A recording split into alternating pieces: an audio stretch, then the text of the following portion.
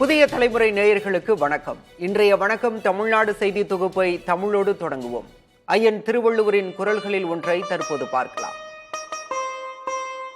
தக்கார் இனத்தனாய் தான் ஒழுக வல்லானை செற்றார் செயக்கடந்தது இல். தகுதிமிக்க துறை பெரியவரை நட்பாக கொண்டு அவர் காட்டும் வழியில் நடப்பவரை பகைவர் ஏதும் செய்ய இயலாது.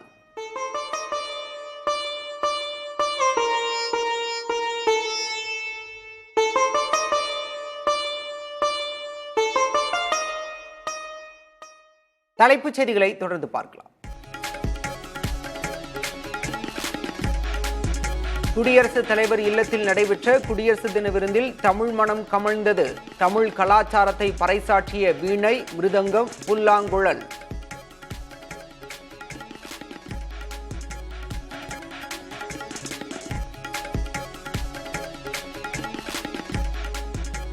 ஆளுநர் தேநீர் விருந்து நிகழ்ச்சியில் அதிமுக, பாஜக உள்ளிட்ட கட்சிகள் பங்கேற்பு.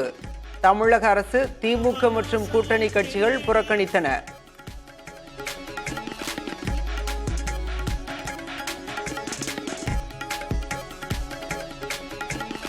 ஊராட்சியை மாநகராட்சியுடன் இணைக்க கிராம சபை கூட்டங்களில் எதிர்ப்பு. அதிகாரிகளுடன் வாக்குவாதம் செய்து வெளிநடப்பு செய்த மக்கள்.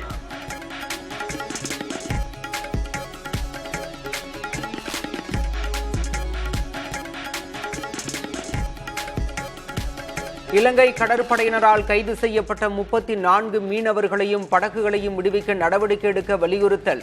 வெளியுறவுத்துறை அமைச்சர் ஜெய்சங்கருக்கு முதலமைச்சர் மு.க. ஸ்டாலின் கடிதம்.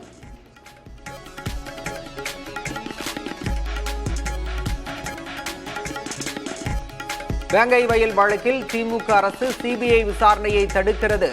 பாஜக மாநில தலைவர் அண்ணாமலை குற்றச்சாட்டு. ஒரு கதை, திரைக்கதை, வசனமாகத்தான் இந்த வேங்கை வயல்ல காவல்துறை அளித்திருக்கக்கூடிய சார்ஜ் ஷீட்டை நாங்கள் பார்க்குறோம். உள்ளத்திலே உங்களுக்கு பயம் இல்லை என்றால் எதற்காக சிபிஐ என்கொயரியை தடுக்கிறீங்க?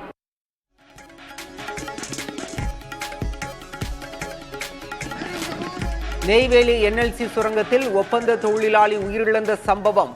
குடும்பத்தில் ஒருவருக்கு வேலை வழங்க கோரி கிராமத்தினர் 12 மணி நேரம் போராட்டம்.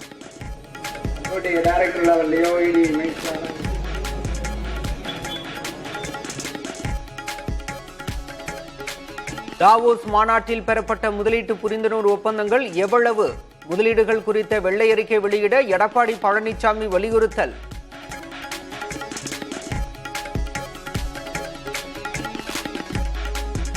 கடந்த 3 ஆண்டுகளில் 893 தொழில் புரிந்துணர்வு ஒப்பந்தங்கள் செய்யப்பட்டுள்ளன. எதிர்க்கட்சித் தலைவர் எடப்பாடி பழனிசாமிக்கு அமைச்சர் டிஆர்பி ராஜா பதில்.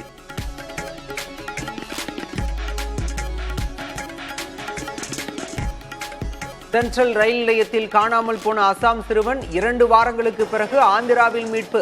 சிறுவனை கடத்தி சென்ற 3 பெண்கள் கைது.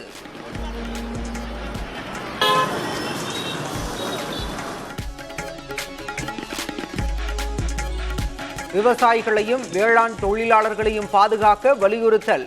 மயிலாடுதுறை, ஆத்தூர் உள்ளிட்ட தமிழகத்தின் பல்வேறு பகுதிகளிலும் விவசாயிகள் டிராக்டர் பேரணி.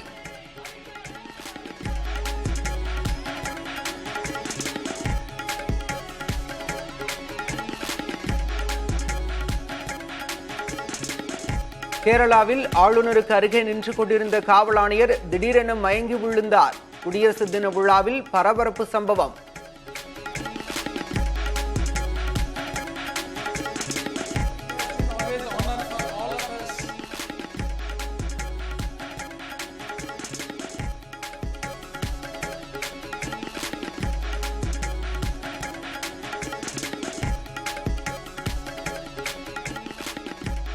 நாட்டில் முதல் முறையாக உத்தராகண்ட் மாநிலத்தில் பொது சிவில் சட்டம் இன்று அமலுக்கு வருகிறது.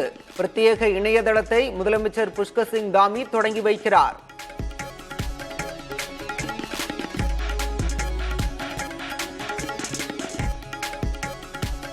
பிரிட்டனில் 2500 கோடி ரூபாய் சொத்துக்கு வாரிசான 23 வயது இளைஞருக்கு ஆயுள் தண்டனை.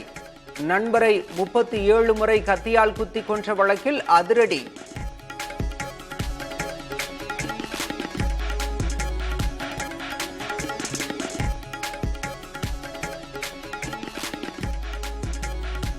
4 மாதங்களில் 827 கோடி ரூபாய் ஊதியமாக பெற்ற ஸ்டார்பக்ஸின் தலைமைச் செயல் அதிகாரி பிரையன் நிக்கோல்.